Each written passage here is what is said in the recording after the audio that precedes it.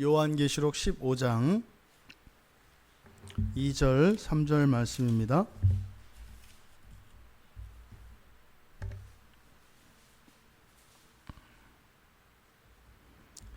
요한계시록 15장 2절 3절 말씀 우리 같이 한 목소리로 함께 읽겠습니다.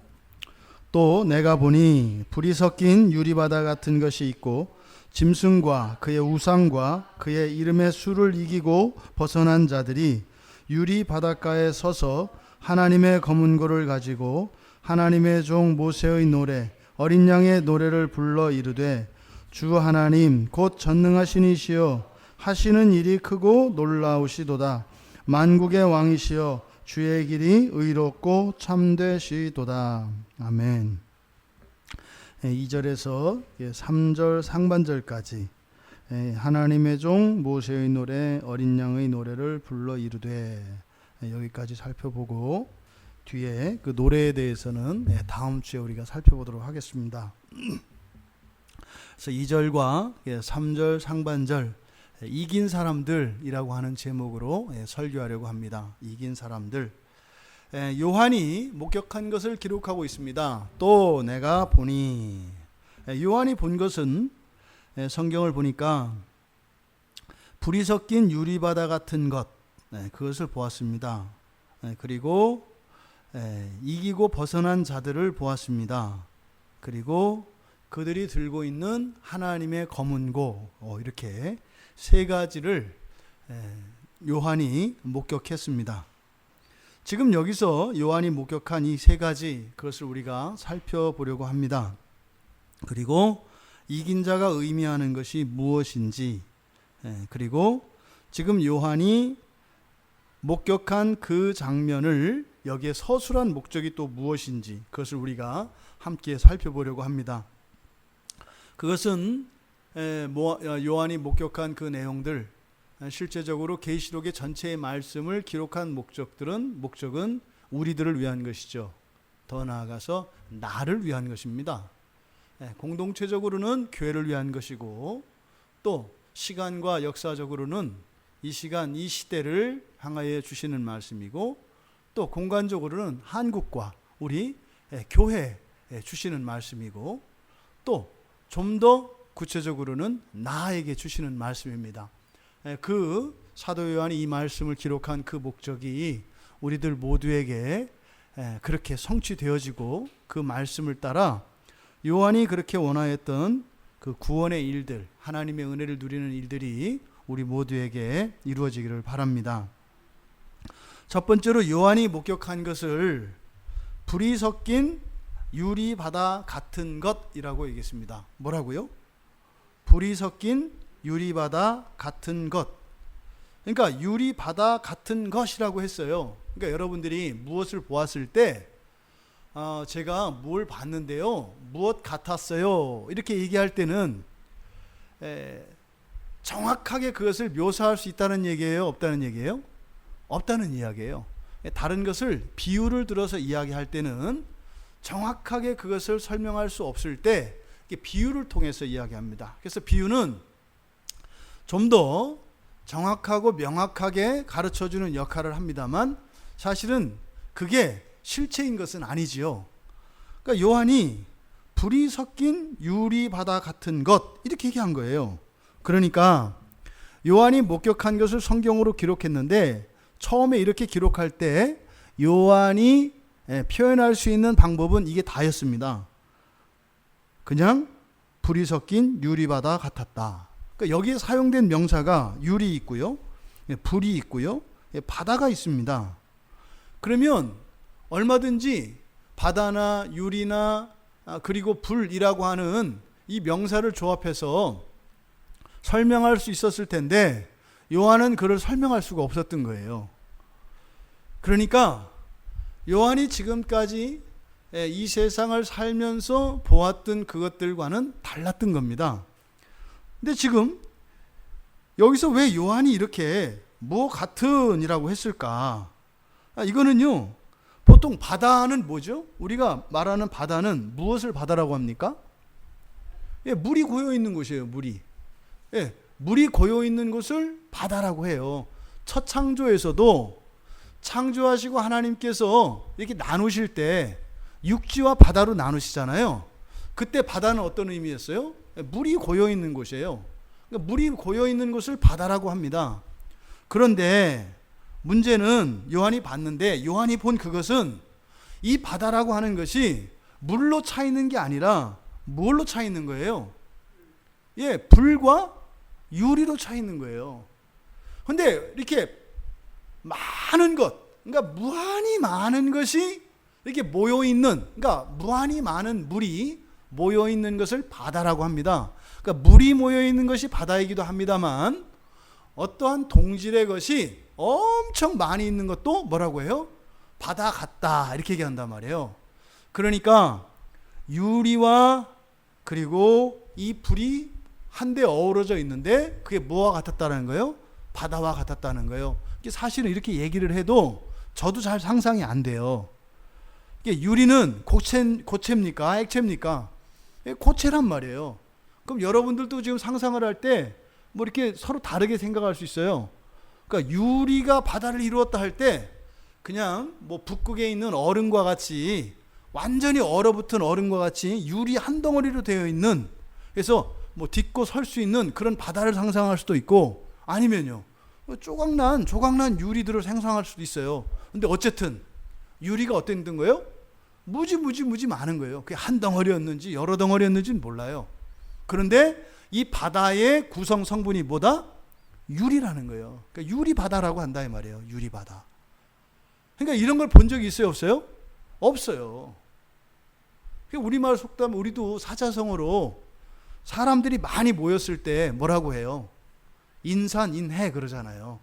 사람이 어떻게 산과 같이, 바다와 같이 많다. 그래서 이 바다라고 하는 이 단어가 가지고 있는 의미가 엄청 많다는 의미예요. 근데요, 유리로 가득 찬 유리 바다를 봤다 이 말입니다.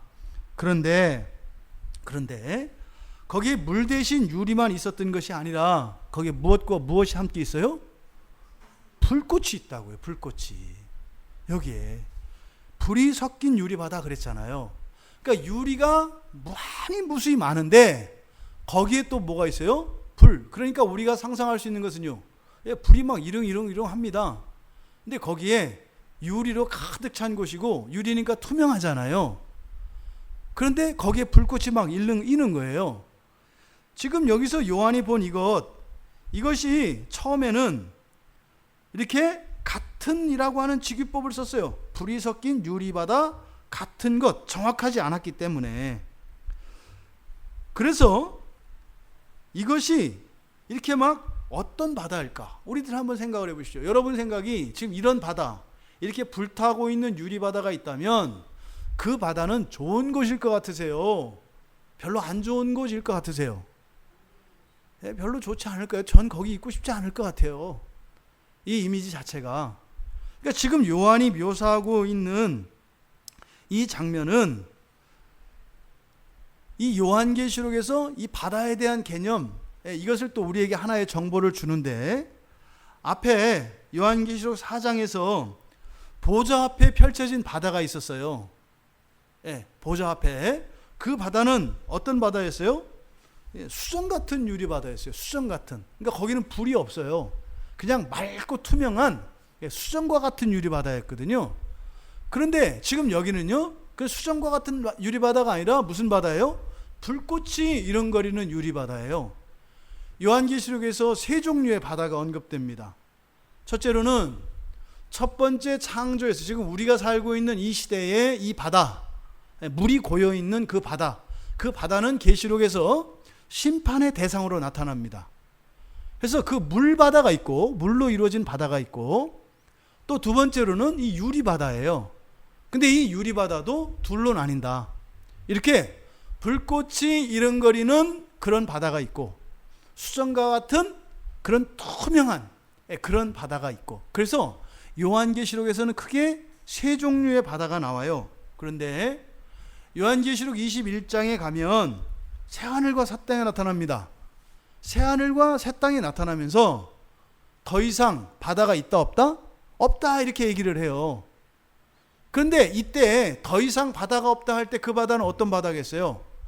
보좌 앞에 있는 그 수정 유리바다, 이걸 말하겠어요? 아니면 물로 이루어진 바다를 말하겠어요? 그러니까 새하늘과 새 땅이니까 첫 창조 때 이루어진 그 물바다를 말하는 거겠죠. 그러니까 보좌 앞에, 하늘 보좌 앞에 드려져 있는 그 수정 같은 유리바다는 없어지지 않을 거예요. 왜요? 거기는 3층천 하늘에 있는 것이기 때문에.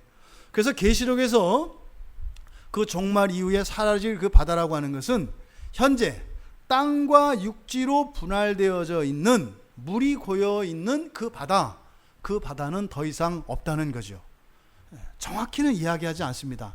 하지만 우리는 그것을 성경을 통해서 얻을 수 있습니다.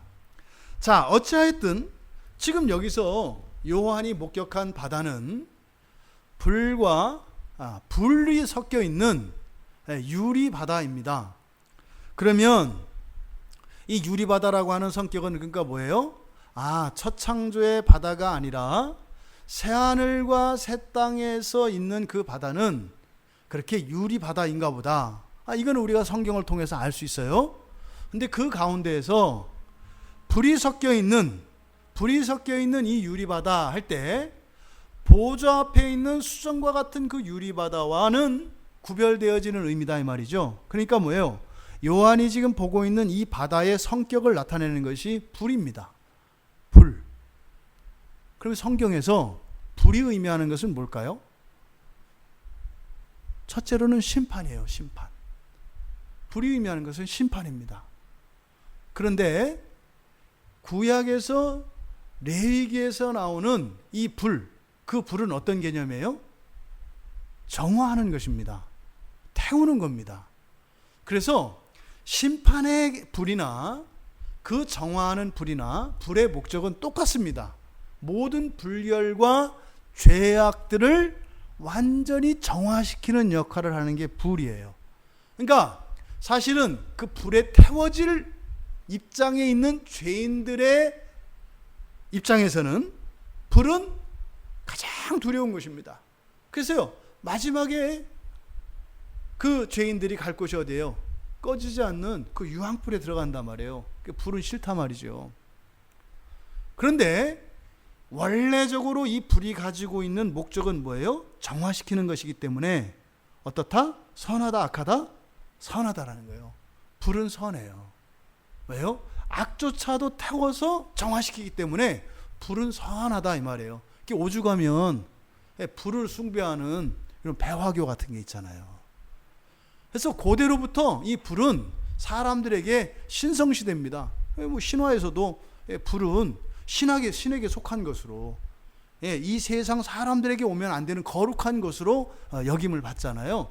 그래서 불 자체는 그렇게 거룩하고 선한 것이라고 할 수 있어요. 왜? 그 기능이 태우는 것인데, 태움으로써 모든 악과 결핍들을 정화시키는 것이기 때문에 그렇다.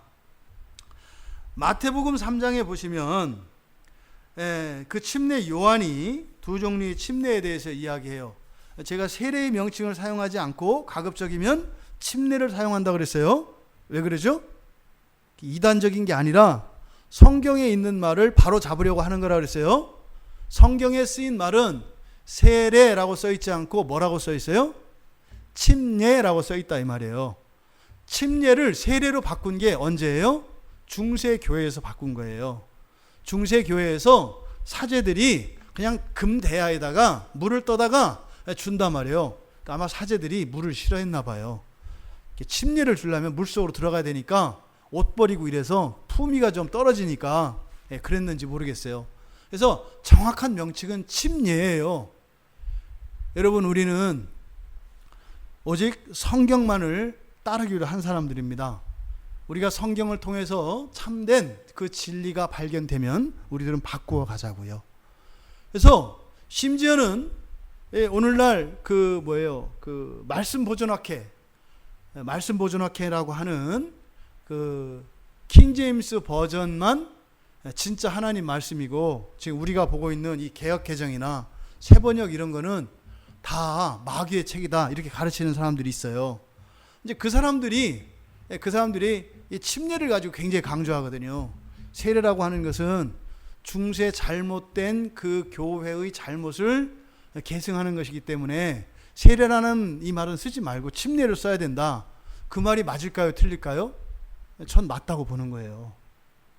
그거는 이단들이 그 말을 했다 그래서 이단들이 했으니까 쓰면 안 되는 게 아니라 성경이 말씀하는 바면 이단들이 했기 때문에 하는 게 아니라 성경이 말씀하는 바면 따라가자 이 말이에요.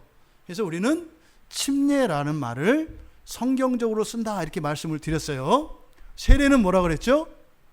침례의 대안이라고 그랬어요. 그러니까 초대교회도 세례를 줬습니다. 왜요? 물이 없는 지역에서 침례를 할 수 없는 지역에서는 어쩔 수 없이 침례를 대신하는 이런 세례 의식이 있었습니다. 그것은 뭐예요? 바로 신앙의 건덕을, 신앙의 덕을 세우기 위해서 그런 것이었죠. 근데 그것은 어쩔 수 없는 경우에 하는 거였어요. 그러니까 침례할 수 있고 세례할 수 있는 상황에서는 어떻게 해야 되는 거예요? 침례를 해야 되는 거예요. 그래서 용어는 우리 교회에서는 세례라는 말을 바꾸자, 침례라는 말로 바꾸자 이렇게 말씀을 드렸습니다. 아마 세례식도 우리는 강해서 침례를 할 예정입니다. 예정. 근데 이거는 왜냐하면 이제 교단하고도 잘못하면 이게 충돌이 있을 수가 있어서 그렇게 교단 내에서 이렇게 문제를 일으키면서 그렇게 할 필요는 없기 때문에 그거는 제가 우리 노회에서도 분명히 이제 한번 상의를 할 겁니다. 그래서 이렇게 유연하게 할 수 있으면 이렇게 크게 문제가 되지 않는다면 그렇게 하려고 해요. 세례를 받는 것과 침례를 받는 것은 신앙적으로 성례전적으로는 같습니다. 성례전적으로. 근데 그 효과에 있어서는 많이 달라요. 많이 달라요. 어쨌든 저는 침례라고 이제 사용한다. 오해하지 마시라고 말씀을 드리는 거예요. 마태복음 3장에 한번 가보십시오, 여러분. 마태복음 3장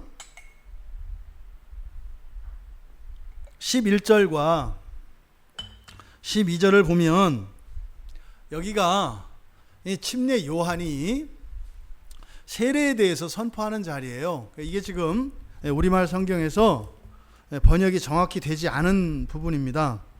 그래서 11절과 12절이 매끄럽지가 않아요. 보면 3장 11절과 12절 우리 같이 함께 읽어보겠습니다. 11절부터 12절.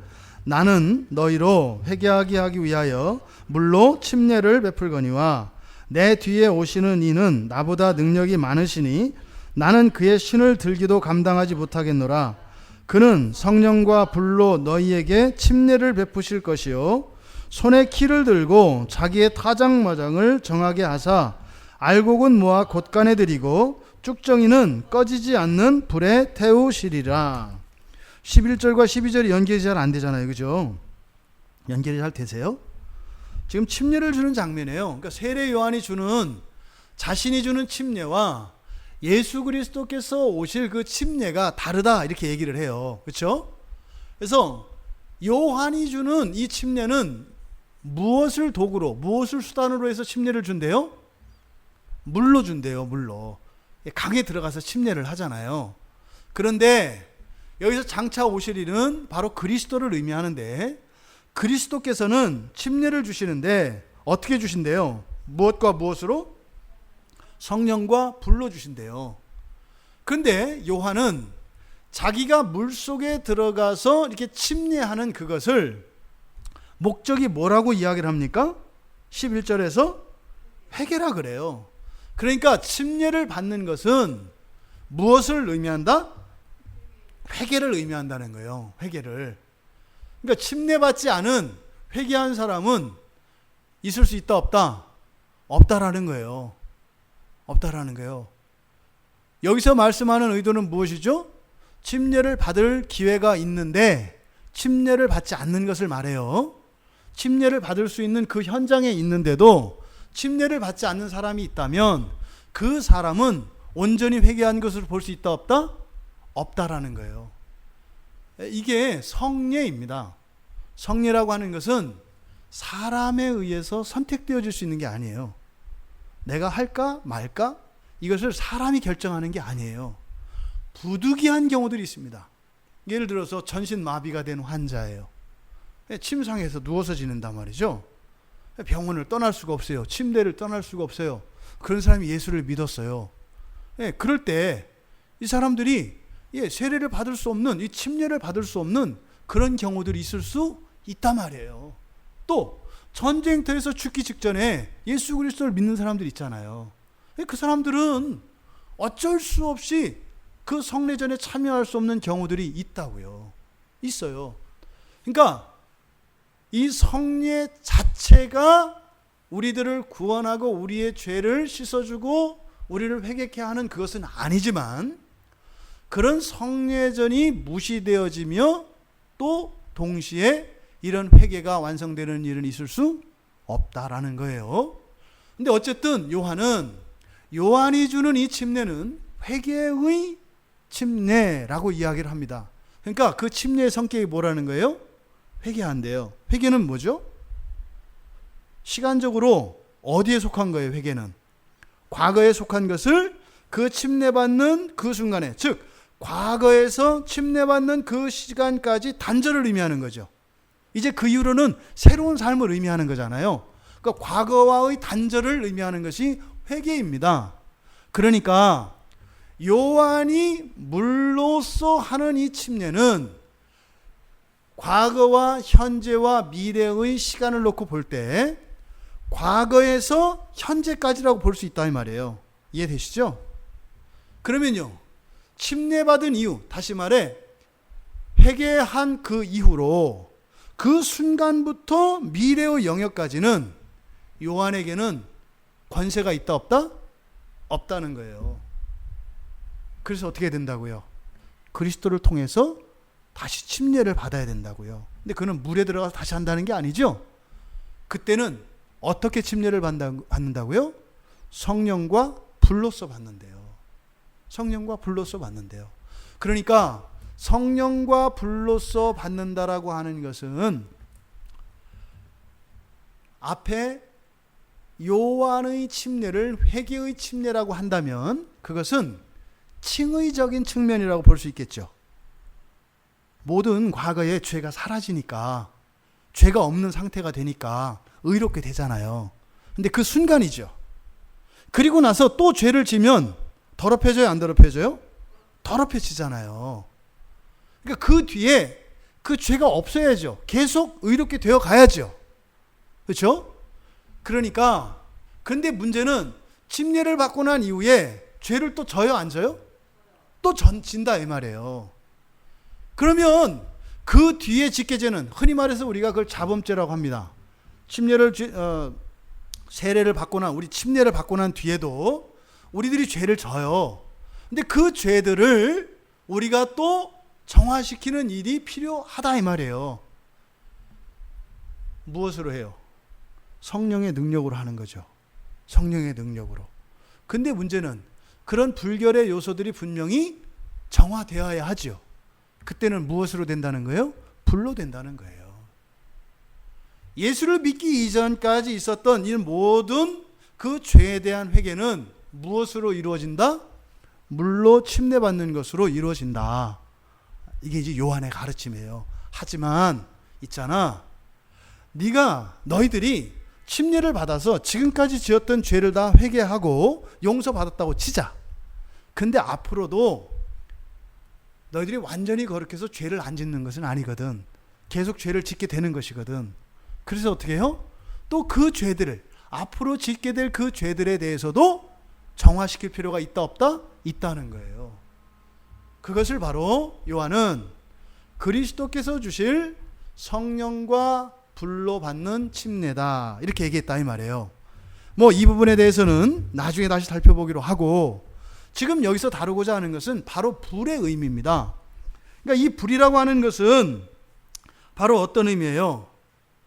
정화시키는 것이다. 죄를 정화시키는 것이다. 그리고 마태복음 그 12장, 3장 12절에 뒤이어서 나오는 그 내용은 11절의 부연 설명입니다. 지금 우리말에 쭉정이라고 이제 번역이 되어 있는데, 쭉정이가 뭐죠? 보통 우리가 쭉정이라고 하는 것은 두 가지 의미가 있어요. 그죠? 쭉정이는 뭐 있어요? 속이 빈 거를 쭉정이라 그래요. 뭐 이렇게 뭐 가물었다든지 이래서 여물지 않은 이걸 또 쭉정이라고 해요. 근데 사실은 이 쭉정이로 번역된 이 단어가 사실은 헬라어 원어에서는 겨예요. 껍질. 그러니까 쌀이나 밀의 껍질을 우리말 성경에 쭉정이라고 번역을 해놓는 바람에 이게 이중적인 의미를 가져요. 저도 이 쭉정이 이야기가 나오면 내가 쭉정이는 아닌가? 이렇게 생각할 때가 있었어요. 알곡과 쭉정이 이렇게 하잖아요. 그럼 알곡은 뭐예요? 아주 튼실튼실한 진짜 예수를 믿는 그런 신자. 쭉정이는 뭐예요? 무늬만 있고 제대로 믿지 않는 신자. 그래서 어쩌면 버림받을지도 모를 것 같은, 이렇게 저도 이렇게 설교를 많이 들었었다고요. 근데 여기 마태복음 3장 12절에서 나오는 쭉정이라는 것은 질이 다른 걸 말하는 게 아니에요. 곡식을 우리가 추수를 하면 그 추수에서 우리가 먹는 것은 무엇을 먹어요? 알맹이를 먹죠. 그러니까 이 12절에 나오는 쭉정이라는 것은 뭐예요? 그 곡식에 필요 없는 부분을 말해요. 그러니까 이게 신자들에게는 뭐겠어요? 죄죠. 신자들에게 거듭난 이런 본성이 있어요. 성령이 우리 안에 오시는 순간 우리의 영혼은 거룩한 본성으로 변화되어져요. 그런데요, 아직 변화되지 않은 나머지 부분이 있어요. 여긴 뭐예요? 이걸 쭉정이라고 우리말 성경, 그러니까 겨라 말이에요. 그러니까 이걸 다른 말로 말하면 죄의 영향력 하에 있는 우리의 본성과 우리의 마음을 말하겠죠. 그러니까 여기서 불은 바로 결을 태워버린다. 연예인 그 내용이에요. 곡식을 추수했어요. 추수하면 이제 추수한다는 것은 뭐예요? 볕단에서 벼만 따로 떼내는 거 말이에요. 자, 벼를 벤 다음에 탈곡을 해요. 탈곡은 볕단에서 요 벽씨를 떼어내는 걸 탈곡이라고 그래요. 그 다음에 어떻게 해요? 그걸 쓰려면 우리가 방아를 쪄요. 껍질을 벗겨낸단 말이에요. 그리고 나서 겨는 태워버린다. 이게 12절에서 얘기한 거예요. 그러니까 바로 앞에 그리스도께서 주실 성령과 불로 주실 침례에 대해서 이야기하는데, 바로 사람을 이렇게 추수한 곡식으로 보았을 때 추수한 곡식에서 껍질에 해당하는 죄는 어떻게 한다는 거예요? 벗겨서 다 태워버린다는 거예요. 그리고 이 알맹이만 곳간에 들인다. 우리가 하나님 나라에 들어갈 때 이대로 들어가요? 절대 안 그렇다고요. 반드시 우리는 예수님을 만날 때 어떻게 된다고요? 완전 성화돼서 영화로운 상태로 하나님 나라에 들어가게 되어 있어요. 그 전에 어떤 일이 일어난다? 반드시 정화의 과정은 일어난다라고 말씀을 드렸어요. 이게 지금 요한계시록 앞에 14장과 15장에서 이야기하는 굉장히 중요한 핵심입니다. 이 정화의 과정은 반드시 거쳐요. 물 세례를 받았어도 그 이후에 우리가 지은 죄에 대해서 이거를 정화하는 과정은 반드시 거쳐야 한다. 그래서 예수님의 회개 선포가 복음이 되는 이유가 뭐라 그랬어요? 마지막에 우리가 정말 불로 태워지는 그것을 대신하는 것이 우리가 이 세상을 살아가며 회개하는 것으로 그것을 대체될 수 있는 거다. 그래서 회개는 복음 중에 복음이다. 이렇게 말씀을 드렸어요. 그러니까 이 침례 요한이 바로 이 두 가지의 침례에 대해서 이야기할 때 이 불로 성령으로 침례하는 그것의 의미가 무엇인지를 이야기합니다. 어쨌든 여기서 불이 의미하는 것, 그러니까 불에 태워진다는 것은 그 결과, 그 과정을 생각하지 말고, 그러니까 불로 태우는 목적이 뭐예요? 정화란 말이에요. 정화. 그럼 보세요. 논리적으로 예수 그리스도를 믿지 않는 자들이 영원히 꺼지지 않는 유황불에서 영원히 탈 수밖에 없어요. 왜요? 우리의 죄가 무한하기 때문에. 우리의 죄가 무한하기 때문에 영원히 꺼지지 않는 유황불에서 영원히 탈 수밖에 없어요. 이때 유황불에 탄다고 하는 의미는 죄를 지었기 때문에 그것에 상응하는 벌을 주는 그런 의미가 아니에요. 어떤 의미예요? 정화시키는 거라니까요, 불은. 근데 무한한 죄를 있으니까 그 사람은 어떻게 되겠어요? 영원히 정화되고 있다고요. 그러니까 예수를 믿으십시오. 예수를 믿지 않으면 불신, 지옥입니다. 이 말은 뭐예요? 예수를 믿지 않으면은요, 죄가 무한해서 무한대로 정화되는 삶을 영원히 살아야 돼요. 이 말이에요. 예수 믿으면요, 예수 믿으면 구원받습니다. 이게 어떤 의미예요? 유기징역입니다. 이런 뜻이에요, 여러분. 그동안 많은 사람들이 오해했던 게 예수 믿으면 완전 무죄 석방 이렇게 생각했단 말이에요. 성경은 절대 그렇게 얘기하지 않아요, 여러분. 예수 천국, 불신 지옥. 그러니까 이 말이 맞아요, 틀려요? 틀려요. 왜? 천국이라고 하는 것은 고통이 있는 것이 없는 것이에요? 없어요. 근데 예수를 믿었다고 하는 그 의미가 우리가 얘기하는 것처럼 예수를 믿었습니다. 이렇게 했을 때 완전히 이 정결, 이 정화의 과정을 건너뛰고 갈 수 있다. 이런 오해의 소지가 있기 때문에 제가 틀렸다고 얘기하는 거예요. 넓은 의미에서 예수를 믿으면 어떻게 돼요? 구원받습니다. 구원받는다는 건 맞아요. 근데 천국이라고 하면 돼요, 안 돼요? 안 된단 말이에요. 구원은 굉장히 포괄적인 개념입니다. 천국은요, 구원에서 최종의 단계가 천국이에요. 그러니까 구원에서 천국에 이르는 그 과정, 그 중간에는 어떤 과정이 있다? 정화의 과정이 있다는 거예요. 우리가 이 세상을 살면서 신앙생활을 열심히 있는 힘을 다해서 요령 피우지 말고 해야 되는 동기가 두 가지라고 그랬어요. 첫째는 상급이고, 두 번째는 뭐예요? 징역의 뭐예요? 징역 연수를 줄이는 거예요, 여러분. 성경은 그렇게 가르쳐요. 예수를 믿고 난 뒤에요. 예수 믿기 이전을 말하는 게 아니에요. 예수를 믿고 난 이후에 두 사람이 있었어요.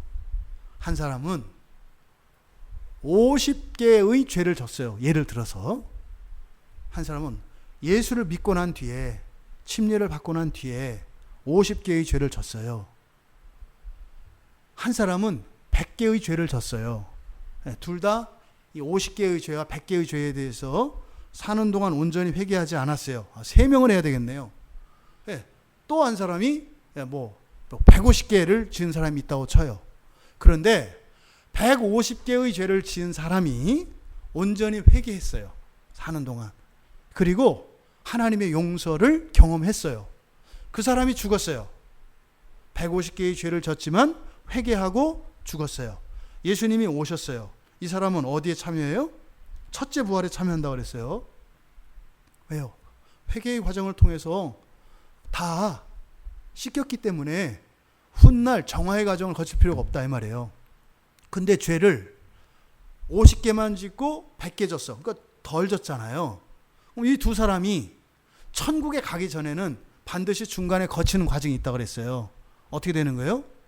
한 사람은 유황불 50년, 한 사람은 유황불 100년이라고 말씀드리는 거예요. 개인적인 얘기 아닙니다. 철저히 성경에 입각해서 말씀을 드리는 거예요. 우리가 죄를 짓잖아요. 반드시 책임져야 돼요, 여러분. 건너뛰는 거 없어요. 예수 믿었으니까 넌 봐줄게. 그런 거 없다니까요. 그러니까요, 죄 짓는 것을 우습게 알면 안 돼요. 오히려 우습게 알아도 되는 사람도 있어요. 누구요? 예수 안 믿는 사람들. 어차피 그 사람들은 무한 죄를 져서 영원히 정화의 과정을 거칠 거거든요. 거기서 10개를 더 진다고 차이가 나겠어요? 어차피 무한대인데. 근데 그리스도인은 어떻게 되는 거예요? 죄 짓는 거에 대해서 조심해야 돼요. 그렇잖아요. 그러면 그런 죄를 한 번도 지면 안 된다는 말입니까? 된다 안 된다 아니에요. 각자 결정하는 거예요. 죄 짓고 이 다음에 가서 받으라니까요. 자유롭게 죄 짓고 자유롭게 이 다음에 정화의 과정을 거치라니까요. 철저하게 이건 선택의 문제예요, 여러분. 되느냐 안 되느냐. 이거를 교리적으로 그러면 예수 그리스도를 믿는 믿음이 우리의 죄를 다 용서할 수 없단 말이냐, 부족하단 말. 아니요. 구원 받는다니까요. 천국에 간다니까요. 근데 그 중간 과정을 언제부턴가 이 목회자들이, 설교자들이 빼버렸어요. 그러니까 성경에서 자꾸 엉키는 거예요. 하나님 말씀에 순종하고 그저 하나님 앞에서만 사람들에게 모욕과 멸시를 당하면서 그렇게 순결하게 살아간 신자와 흥청망청 지 하고 싶은 대로 살아갔던 신자가 똑같다고요? 천만에요. 성경은 그렇게 이야기하지 않아요. 여러분들이 인생을 정말 주님의 신부 되기 위하여 이 세상의 그 어떤 평가와 그 어떤 것이 아니라 정말 그 하나님 나라를 위하여 하나님 말씀에 순종하며 살려고 몸부림치고 그래도 할 수 없는 것 때문에 괴로워하고 회개하며 나아가는 자들에게는요, 놀라운 상급과 함께 하나님의 크신 위로가 있다는 거예요, 여러분. 신앙생활을 대충대충 해야 돼요? 잘해야 돼요? 잘해야 돼요. 이거는 정언 명령이 아니에요. 해라! 얘기가 아니에요. 선택이에요, 선택. 성경은 철저하게 우리에게 강요하지 않습니다. 우리의 자유의지에 맡겨요. 구원받은 이후에도, 구원받은 신자들에게도 정말 죄를 짓지 않고 거룩하게 살 것인가, 아니면 정욕을 따라 살아갈 것인가, 철저히 계산하라고 이야기해요. 예수님이 복음서에서 제자들에게 가르칠 때 항상 하시는 게 뭐예요? 우리의 판단을 존중하신다니까요. 우리의 선택을 존중하신다니까요. 선택하라는 거예요. 괜찮다는 거예요. 최종적으로 하나님이 어떻게 하신다고요? 구원하신다고요. 근데 방법이 아주 고된 길이 있고 쉬운 길이 있다는 거예요. 주님 따라가는 길은 어떻다고요? 가볍고 쉽대요. 주님 따라가는 길이. 주님을 따라간다는 길은 뭐예요? 그리스도로서 지상에 사셨던 그 지상에서의 공생애의 모범을 따라 살아가는 것. 이게 자기 십자가 지고 가는 거예요. 이게 쉽고 가볍다 그래요. 근데 우리는 그러잖아요. 그게 뭐 쉽고 가벼워. 무지 어렵더만. 마찬 어렵잖아요. 근데 뭐예요? 바로 이 종말에 일어날 일을 알지 못하면 예수님이 하셨던 그 말씀의 의미를 바로 깨닫지 못하는 거예요. 그러니까 사람들이 어떻게 하는 거예요? 사실은 무지하게 고단하고 어려운 건데 예수님이 그렇게 말씀하셨으니까 우리가 알아서 적당히 하는 거야. 이렇게 하고 신앙생활 하잖아요. 여러분들 보시기에 그리스도인다우세요? 누누이 말씀드리잖아요. 성경 가라사대 하면 어떻게 되는 거예요? 판단 중지, 행동 중지, 모든 중지예요. 철수예요. 성경 가라사대 하면 철수해야 된다니까요. 근데 지금은요, 비켜 이러고 간단 말이에요. 이게 오늘날 세태예요, 여러분. 그리스도인들을 보세요. 오늘날 그리스도인들, 이 사람들이 구원 못 받은 사람들일까요? 구원 받았어요. 뭐예요? 무기징역은 아니라고요. 근데 한 3,000년 받는다고 생각해 보세요. 유황불에 들어가서 3,000년이면 우리의 그 이성과 우리의 육체와 우리의 경험으로서는 사실은 이렇게 알 수 없어요. 그 고통이 얼마나 큰지를 모른다고요. 알면 그냥 기절할 거예요. 심장마비로 죽든지. 여기서 이 불이 섞여 있는 유리바다라고 하는 그 의미는 바로 뭐예요? 지금 정결의 과정을 거치고 있는 것을 말해요. 정화되고 있다 이 말이에요. 그러니까 새하늘과 새 땅에서는 물로 이루어진 바다는 없어져요. 나중에 가보니까. 근데 어떤 바다가 있다고요? 유리바다가 있다고요. 유리바다가. 그런데 지금 여기에서 요한이 목격한 것은 그 하늘나라의 완전한 그 유리바다, 수정과 같은 그 유리바다가 되기 전에 바로 불에 타는 정화의 과정을 거치는 것을 요한이 지금 목격하고 있다 이 말입니다. 이 시대가 이렇다 저렇다 우리는 핑계할 수 없어요. 우리에게 성경이 주어진 그날부터 사실은 종교개혁 이전에 일반 성도들은 하나님 말씀을 알 수가 없었습니다. 그러니까 어찌 보면 중세에 살았던 다시 말해 하나님의 말씀이 아주 희박하였던, 그리고 일반 성도들은 접근할 수 없었던 그런 암울한 시대를 살아가던 성도들이 있어요. 심지어는 그런 성도들이 마귀가 되고 이단이 되어서 화형에 처해지기도 하고 끔찍한 순교를 당하기도 했어요. 근데 그 사람들은 어찌 보면 훨씬 더 부담이 적은 사람이라 할 수 있어요. 어떤 면에서? 이 정화의 과정과 관련되어서. 왜요? 이 사람들은 죄에 대해서 그렇게 많이 알지를 못해요. 왜? 성경을 알 수가 없었기 때문에. 성경을 알 수가 없었기 때문에 그렇게 죄를 잘 몰라요. 그래서 훨씬 더 자범죄가 적었을 거예요. 그러면 또 우리가 그러잖아요. 야, 그때 태어났어야 되는데 이러잖아요. 근데 반대 측면이 있죠. 하나님의 말씀은 이렇게 우리를 죄 주려는 법전이 아니거든요. 이 성경 안에는 또 어떤 내용들이 있어요? 하나님 기뻐하시는 내용들이에요. 이 법이라는 것은 불순종하였을 때 분명히 우리들 안에 있는 그 죄와 그렇게 부패한 것들을 드러내기도 합니다만, 또 우리가 어떻게 하나님을 기쁘시게 해드릴 수 있는가를 알아요. 왜요? 이 모든 법이라는 것은 하나님 기쁘시게 할 수 있는 매뉴얼이에요. 그러니까 이것을 알지 못하면요, 상이 있어요, 없어요? 없어요. 이게 벌을 안 받는다고 좋아할 게 아니죠. 상이 없어요. 그러니까 위험이 크면 어때요? 대가도 커요. 위험이 크면 기회도 크다고요. 또 어떤 기회가 크면 위험도 커요. 그래서 어느 누구도 내 시대가 불행하다, 다른 시대가 더 좋았다, 이렇게 얘기할 수 없는 거예요. 어떤 시대에 어떤 나라 어떤 상황에서 태어났든지 모든 신자들은 우리의 신앙에 있어서의 조건은 어떻다? 똑같다. 뭐 그런 거 있잖아요. 특히 뭐 남자로 태어났으면 여자로 태어나 똑같다. 그런 핑계할 수 없다.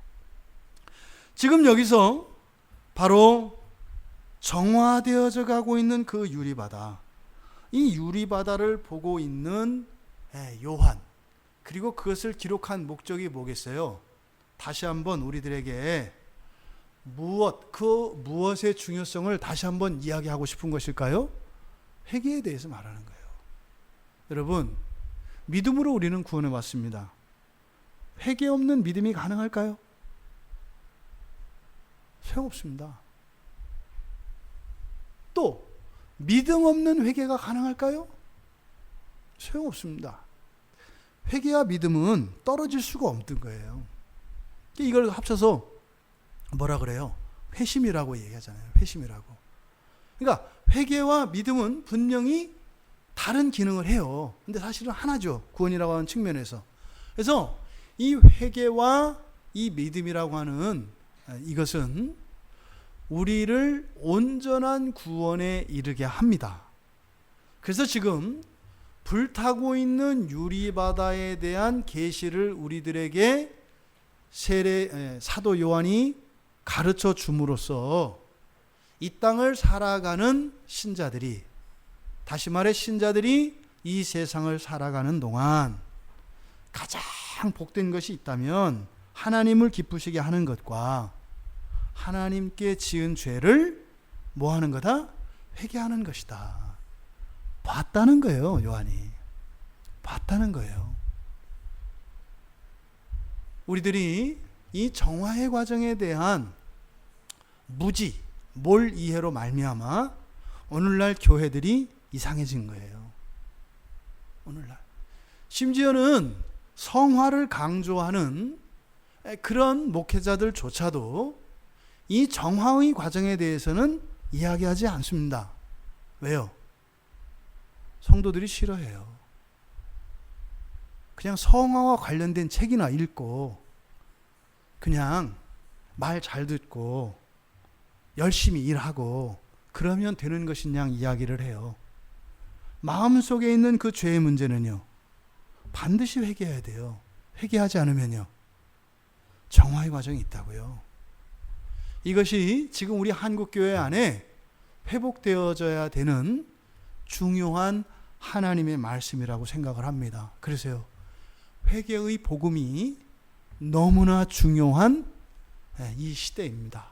그러니까요, 목회자들조차도 지은 죄에 대해서 회개 안 하고 담대하게 죄를 짓잖아요.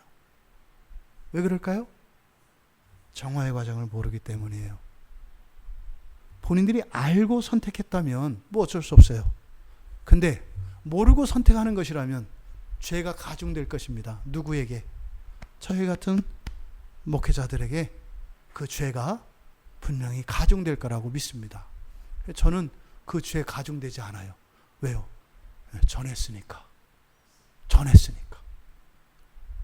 여러분, 요한이 지금 이 불타는 유리바다에 대해서 하고 싶은 이야기가 많았을 거예요. 그런데요, 이렇게 선뜻 그것을 자세하게 이야기할 수는 없었을 거라고 저는 생각을 해요. 그런데 이야기하지 않을 수는 없었겠죠. 그래서 뭐라고요? 그냥 불타는 바다라고, 불이 섞여 있는 바다라고 얘기한 거예요. 거기엔 누가 있었을까요?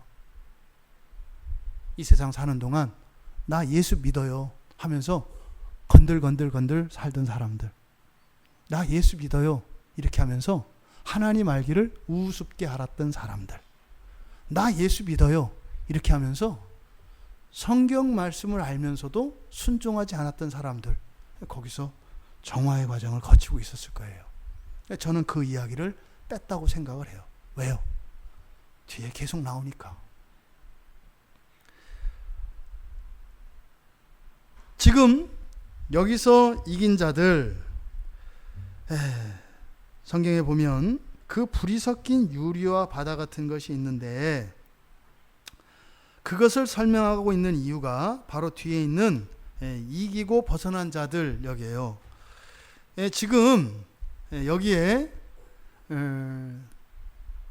좀 오역이 있습니다.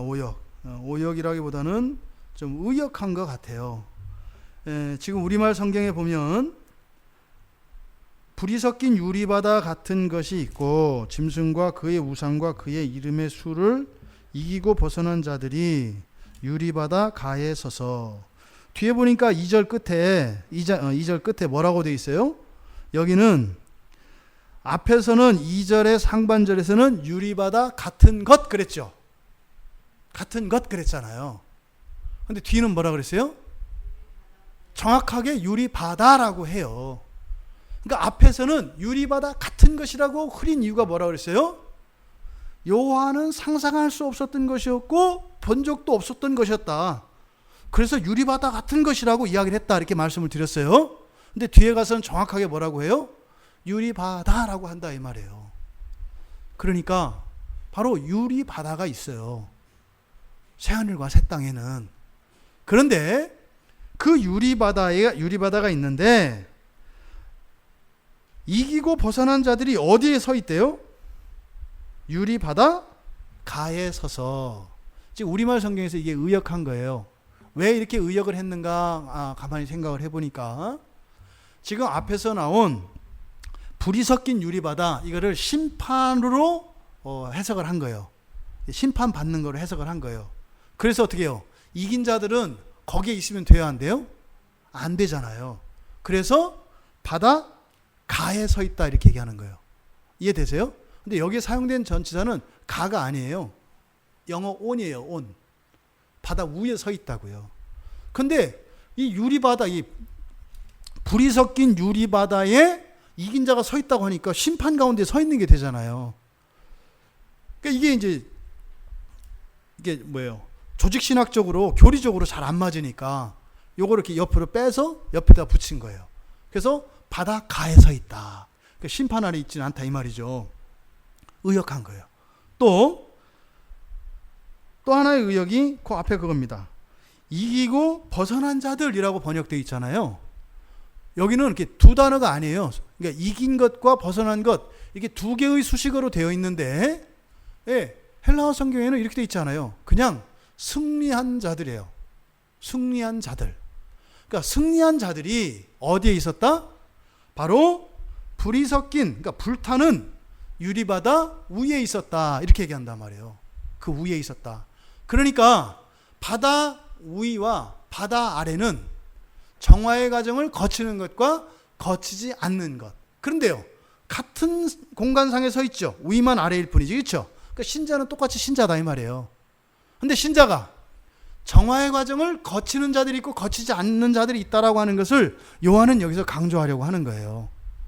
그러니까 바다 위, 유리바다 위에와 그리고 유리바다 아래에서 불 속에 있는 자들, 이 신자들의 두 모습을 여기서 지금 묘사하고 있다. 이해되시죠?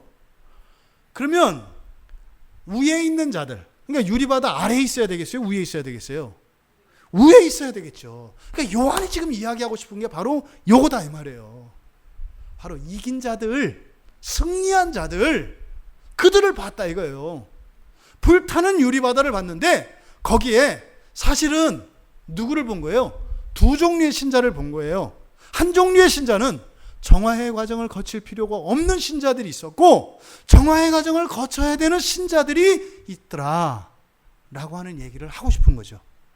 그런데 차마 불에 타고 있는, 그래서 정화의 과정을 거치고 있는 그 신자들을 신자들이라고 거론하기가 싫었던 거예요. 그래서 그냥 그것을 하나의 영역으로 표현한 것이다. 그러니까 지금 여기서 요한이 이야기하고자 하는 것은 그러니까 뭐겠어요? 이기는 거겠죠. 이기는 거. 겁주는 게 아니에요. 어떻게 하면 그 유리바다 위에 설 수 있는 것인지를 가르쳐 주려는 거예요. 이게 복음이라고요. 어디에 서 있다? 누가 서 있다? 이긴 자들이 서 있다. 그러면서 이긴 자들이 그 이긴 대상을 이야기를 합니다. 그게 세 가지로 나와 있어요. 어디에서 이겼대요? 첫 번째, 짐승. 그죠? 짐승으로부터. 전부 다 에크라고 하는 전치사가 다 사용되어 있어요. 짐승으로부터. 그러니까 짐승을 이긴 자죠. 그 다음에 그의 우상과 그의 우상을 이긴 자들이죠. 그리고 그 이름의 수를 이긴 자들이에요. 요한은 이 계시를 우리에게 주는 목적이 뭐겠어요? 유리바다 위에 서라는 거예요. 유리바다 아래에 있으면 안 된다는 거예요. 너무 두렵고 입에 담기도 싫을 정도로 그것은 고통스럽다는 거예요. 어디에 있으라는 거예요? 유리바다 위에 서라는 거예요. 그렇게 하면서 그 위에 서 있는 자들이 어떤 자들인가를 가르쳐 줌으로써 우리들에게 우리가 인생을 살아갈 때 우리가 반드시 행해야 할 것, 이루어야 할 것에 대해서 말씀하고 있습니다. 첫 번째, 그 짐승으로부터. 미신을 포함한, 여기서 그 짐승이라고 하는 것은 사실은 이 짐승은 적그리스도를 상징합니다. 그러니까 우리 주 예수 그리스도가 아닌 다른 신을, 다른 것을 신으로 인정하는 것을 말해요. 그러니까 여기에서 지금 그 짐승에게 이기지 못한 사람들은 반대로 유리바다 위에 있지 못한 사람들은 이기지 못한 사람들이니까 그 사람들은 어떤 사람들이겠어요? 거의 그러니까 이교도, 대표적인 게 이교도라고 할 수 있어요. 이교도. 예수님이 아닌 다른 것을 신으로 섬기는 이교도들입니다. 또 무신론자도 마찬가지죠. 그러니까 그걸 짐승이라고 표현하고 있다 이 말이에요. 하나님을 하나님으로 인정하지 않는 적그리스도, 하나님께 대적하는 그것을 적그리스도라고 한다겠어요? 그러니까 짐승으로부터 이긴 자들이니까 반대로 이기지 못한 사람들은 이교도들과 무신론자들을 말합니다. 이교도와 무신론자들은 반드시 유리바다 아래 타는 불길 속에 있을 것입니다. 구원의 문제는 저도 몰라요. 예수를 믿으면서 이교에 가 있을 수 있을까요? 없을까요? 있어요. 저도 뭐 한때는 불교에 있었고 유교에 있었는 거요. 현재 그런 사람도 있다 이 말이에요. 그러니까 그게 가벼운 일이 아니에요. 그러니까 그런 사람들을 그냥 내버려 둬야 되겠어요? 어떻게 해야 되겠어요? 사랑이 있으면 그냥 둘 수가 없는 거예요. 그러니까 그걸 보고 그냥 천하태평으로 때가 되면 오지 이러는 거죠. 하루라도 빨리 와야 되지 않겠어요? 요한이 이 차마 입에 담지도 못했던 그 불에서, 타는 불에서 정화되는 것이 무엇인지를 안다면 그렇게 못하는 거예요. 그러니까요, 미친 사람처럼 그렇게 전도하고 그렇게 다니는 거예요. 왜 그래요? 아니까 그런다니까요. 믿음이 좋고 이런 문제가 아니에요. 그거는 알고 모르고의 차이예요. 알고 모르고의 차이. 아니까 그러는 거예요. 아니까. 그러니까 첫 번째, 이 짐승으로부터 이겼다, 또 짐승에게 졌다라고 하는 것은 바로 무엇과 관계된다? 무신론과 이교를 의미한다. 두 번째, 그 짐승의 우상, 그 짐승의 우상을 이긴 자들, 이렇게 되어 있습니다. 그러니까 그 짐승의 우상이라고 하는 것은 이런 거죠. 다른 것을 신으로 이렇게 섬기지는 않아요. 그러니까 사실은 이것은 누구들에게 있겠어요? 교인들에게 일어나는 일이겠죠. 왜? 이미 앞에서 이교도와 무신론은 끝났으니까 그 다음은 누구예요? 뭐 신자라 일컫는 자들이죠. 그들에게서 그 짐승의 우상의 문제가 거론되는 거예요. 그러니까 이게 짐승의 우상이라는 것은, 그러니까 다른 신을 섬기진 않아요. 나 예수 믿는다고 이야기한다 이 말이에요. 삼위일체 하나님을 믿는다고 이야기한다 이 말이에요. 그런데 그런 우상이 주는 유익과 그 효과와 그 수단들을 의지하고 이용하는 사람들을 말해요. 대표적인 사람들이 누구 있겠어요? 교회 다니면서 점집 가는 사람들. 이 사람들은 유리바다 아래 확정됐습니다. 유리바다 아래 분양권 따놓은 거라고요. 교회에 있으면서 그런 짓을 하는 사람들은 우리가 뭐 판단하는 게 문제가 아니에요. 분명히 말씀드리잖아요. 선택의 문제라니까요. 그 맞지도 않는 거 전 보고 이렇게 그날 거기서 하루 살기에는 너무 억울하지 않나요? 그러니까 그리스도인이라, 자칭 그리스도인이라 하면서 이 세상적인 것, 그런 우상이 주는 그런 우상적 수단들, 이런 것을 의지하고 그런 가치를 따라가는 사람들, 그런 사람들을 말한다 이 말입니다. 그러니까 이 사람들은 그 짐승의 우상으로부터 이긴 사람들이라는 것은 누구겠어요? 성경만의, 성경의 가르침만을 따라가려고 끊임없이 추구하는 사람들이에요. 제가 단언코 얘기합니다. 교리라는 이름으로 성경에게 도전하는 사람들이 있어요. 그 사람들도 예외 아닙니다. 교리는 성경 말씀에 의해서 항상 보완되어지고 점검되어져야 돼요. 교리를 가지고 성경 치는 사람들이 있어요. 그런 사람들 똑같이 점집 가는 거나 그런 거나 하나 다르지 않습니다. 사람의 가르침을 가지고 성경을 잘라버리는 사람들, 이런 사람들도 교회에 있으면서 이런 다른 불공을 들이거나 지성을 들이거나 어떤 이런 이교적인 행위들과 그런 어떤 수단들, 그런 도구들을 이용하는 그것과 하나도 다르지 않다는 겁니다. 그래서요, 우리의 종교개혁 신앙의 선배들은 뭐라 그래요?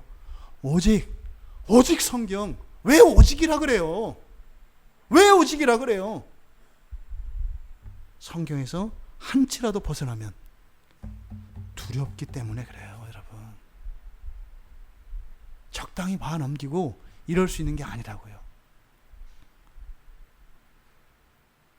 우연히 어떤 유명한 신부님의 설교를 제가 반은 못 듣고 좀 듣다가 말았는데, 여러분들도 그거보다는 설교도 잘할 것 같아요. 심각하게 하여튼 훼손된 건 틀림없더라고요. 천국 가는 법을 가르쳐 주더만요. 천국 가는 법, 세 가지를 해야 된대요. 세 가지. 또 얘기를 하면 또 영향받을까 봐 얘기를 안 하겠어요. 세 가지를 한 가지만 해줘. 두 가지는 또 어디 또 뒤지시려고? 이렇게 세 가지를 하면 천국에 간대요. 세 가지를 얘기하는데, 근데 여러분들 다 가요. 걱정하지 마세요. 이 세 가지 얘기하는데 다 가겠더라고. 얼마나 웃기는지 몰라요.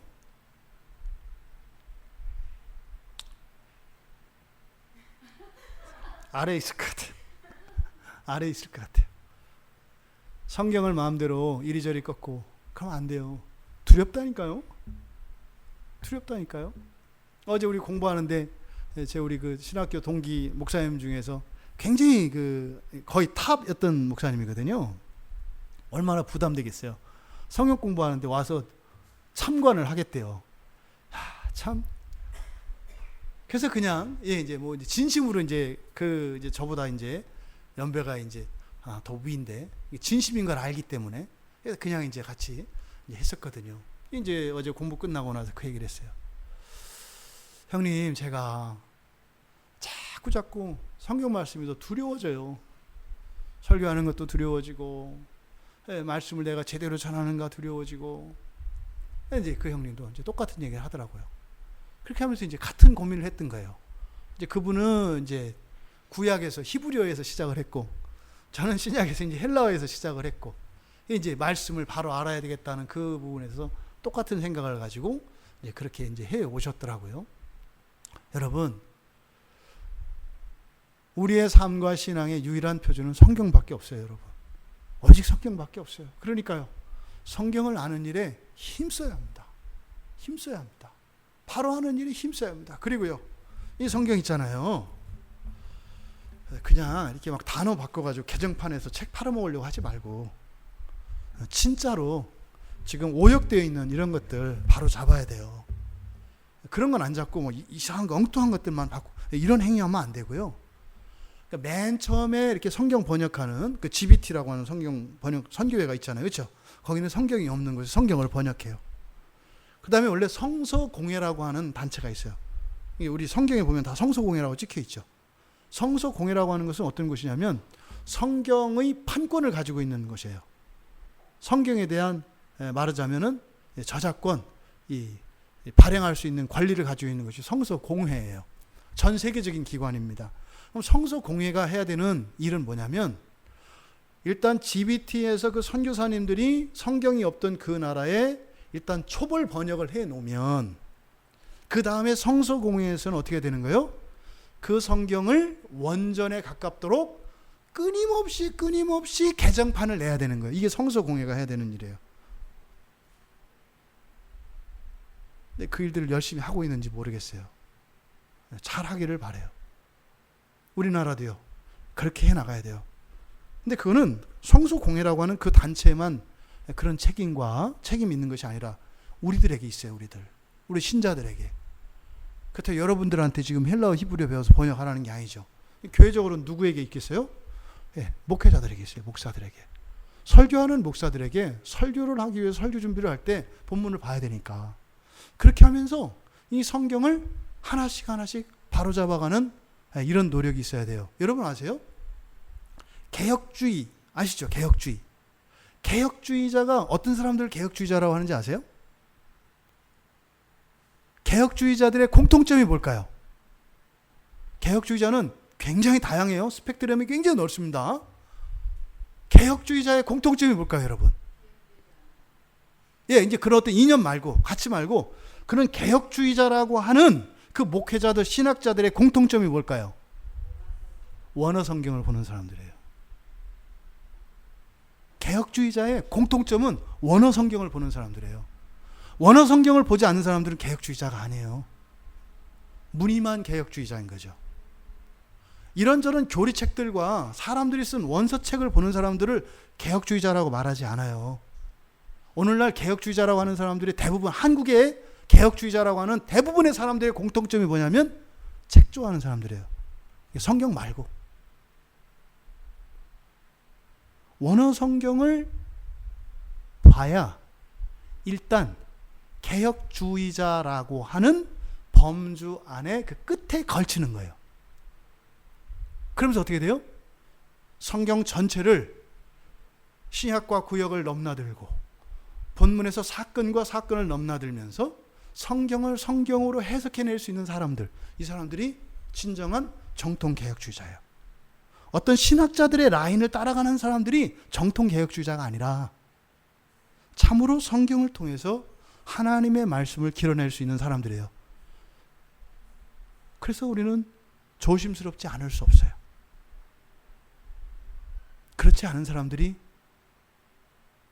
지금 우리나라에서는 그 이름을 사용하고 있어요.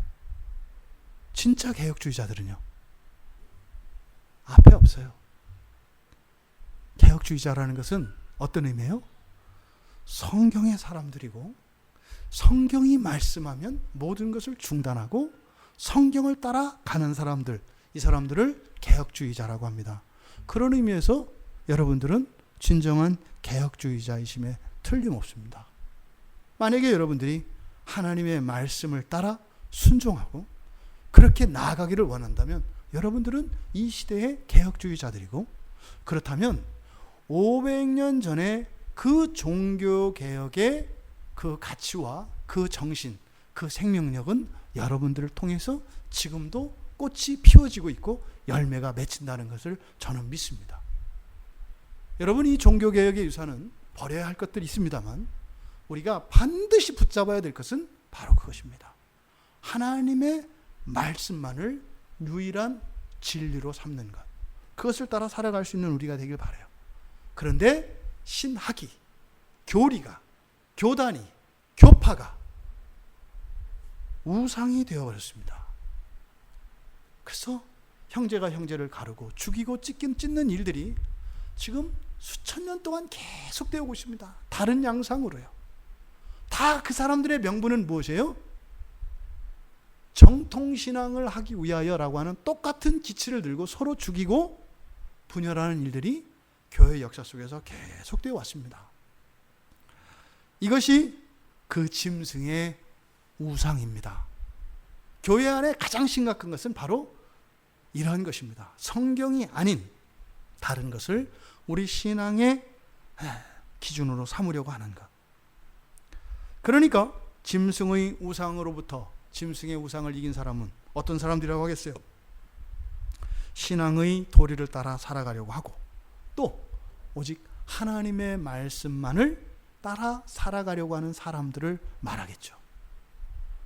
여러분들이 이교도도 아니고 참으로 하나님 말씀만을 참 진리로 알고 그렇게 살아가려고 한다면 여러분들은 불타는 유리바다 위에 서 있을 가능성이 이제 60%는 넘어선 겁니다.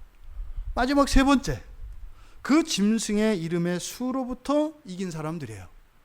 짐승의 수는 앞에서 계시록 13장 18절에서 666으로 나타났었습니다. 666의 의미는 뭐라 그랬어요? 777을 흉내낸 거라고 그랬어요. 그렇죠? 6의 숫자 3개, 3이라고 하는 성부, 성자, 성령 3이라고 하는 완전수를 흉내내고 7, 하나님의 창조와 완전을 의미하는 7에서 하나 빠진 6으로서 하나님의 그런 완전을 흉내내는 것, 이게 바로 666의 의미라고 그랬습니다. 근데 이 666은 핵심이 뭐예요? 하나님 중심에서 사람 중심으로 연합하려고 하는 모든 세력과 시도를 말한다 그랬어요. 그러니까 심지어는요, 기독교의 이름으로 하나님 앞에 영광을 돌리는 것이 아니라 기독교의 이름으로 무엇을 만들 수 있다? 사람의 나라를 만들 수 있다라고 말씀을 드렸어요. 이게 666의 의미입니다. 그러니까 여러분, 그 짐승의 이름의 수로부터 이겼다라고 하는 것은 뭐겠어요?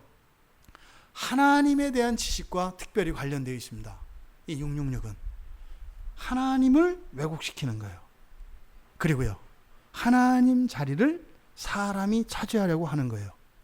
이런 의미에서 보면 한국교회 대부분의 교회는 다 죽었습니다. 왜냐하면 중세 교회를 너무 많이 흉내내고 있기 때문이에요. 각 교회의 담임 목사들이 중세 교황의 흉내를 냅니다. 개신교라고 이야기를 하면서 교황들이 했던 일들을 비슷하게 흉내냅니다. 예수님을 따라가는 것이 아니라 타락하고 개혁의 대상이었던 중세 교회의 형식을 따라갑니다. 그것은 지금 이 마지막 그 짐승의 이름의 수로부터 벗어나지 못한 사람들이라는 뜻이죠. 여러분, 성부, 성자, 성령, 이 삼위일체 하나님을 우리는 믿습니다.